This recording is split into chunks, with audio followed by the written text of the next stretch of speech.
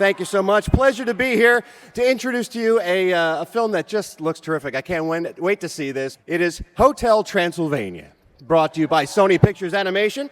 It's going to be in theaters everywhere September the 28th. We are here to talk to the folks responsible for that film, producer Michelle Murdaka and director Genndy Tartakovsky. Oh, here they are now. I was going to introduce you. Ladies and gentlemen, Genndy Tartakovsky and our producer Michelle Murdaka. I would have given you a much more impressive introduction had I known. They pushed me out. Michelle, how long have you been involved with working on Hotel Transylvania? What's the origin of the film? Well, we acquired the project about 10 years ago at Sony Pictures Animation at the inception of the company, and I was loosely involved early on, and for the past 6.5 years, really much more hands-on. Genndy, when did you get on board? I came on board about a year and a half ago. What was it about the project that drew you to it?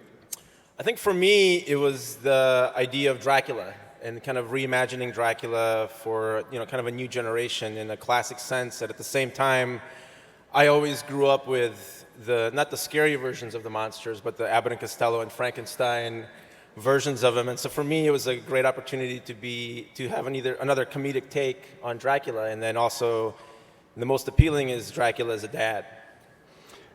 Talk a little bit about the relationship between Dracula and his daughter Mavis. Well, Drax super overprotective because he's Dracula, and at the same time, he's got a teenage daughter of 118, and she, just as all teenagers, they kind of want to go out and see for themselves how the world is, and so the story kind of unfolds as Dracula knows that the humanity is bad and they hate monsters, and she kind of wants to see for herself. As you were designing the characters, it looks like we've got all the major monsters in this film. How did you decide on the look, on the take of each character? I think, like we started, there was different designers involved, and everybody started to kind of take the cues of the icons of the classic monsters. And then we wanted to push and pull them so much that they're kind of, our own point of view. At the same time, you also want to be kind of respectful of what's come before you. So we always, maybe sometimes pushed it too far and then kind of brought it back. And then once we started to take all these, and all the kind of the drawings from the different people look different, but once we put them into the CG world, it kind of really unified them into one look.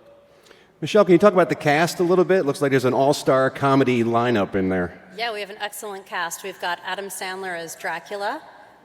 See him up there. We have Selena Gomez as Mavis, in her bat form and her Mavis form. We have Andy Samberg as Johnny. And also, he's Johnny Stein as his Frankenstein monster costume. We've got Frankenstein, and he's played by Kevin James. Really fun. He's awesome. And his wife, Eunice, who is Fran Drescher.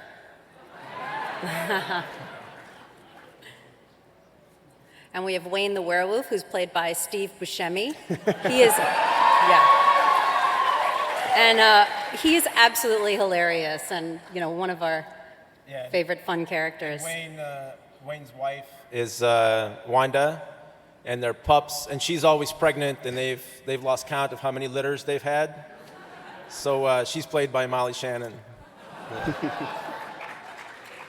And then we've got Murray the Mummy, played by CeeLo Green.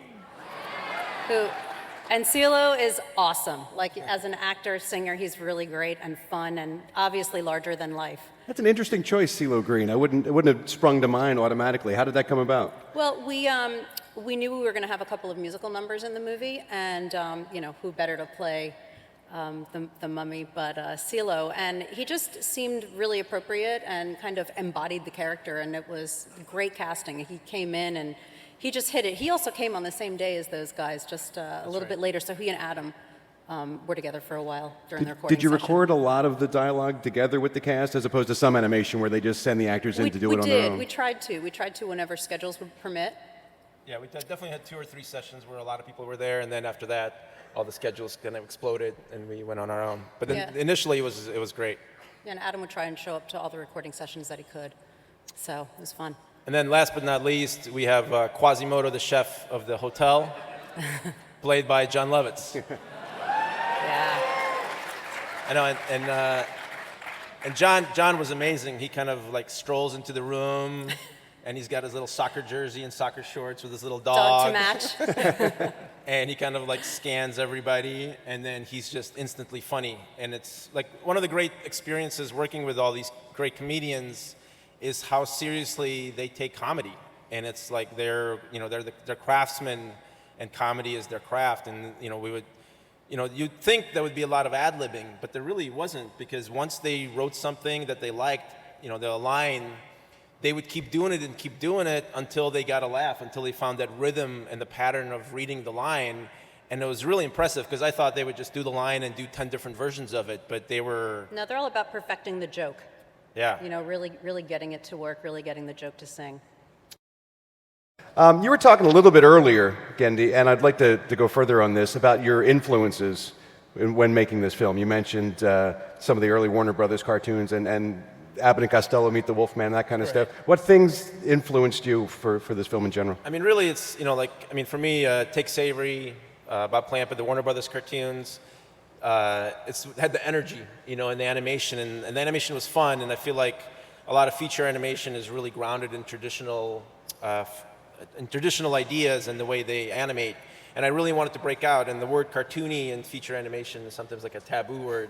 And I really felt like you could still do a cartoony feature and have this great energy and still have a strong emotional core underneath it. And so that was the influence, to really push the animators beyond. And it was really the beginning was really rough, because everybody's been doing the same thing essentially for a lot of years. So I was like, no, let's stretch that arm. Let's make the head really big here. Let's make it really pop. And once they got a hold of it, it was amazing. Like I never even thought you could do it in CG, because you basically have this puppet, and then you're kind of stuck within a range. And then, they broke the puppet, they changed it, and I don't even know how they did it, but it was great. James Crossley, the animation supervisor, and Daniel Kramer, the visual effects soup, they really put it together and made my job really easy. I could just push them to this, horrific degree for them, and then, they made the computer follow.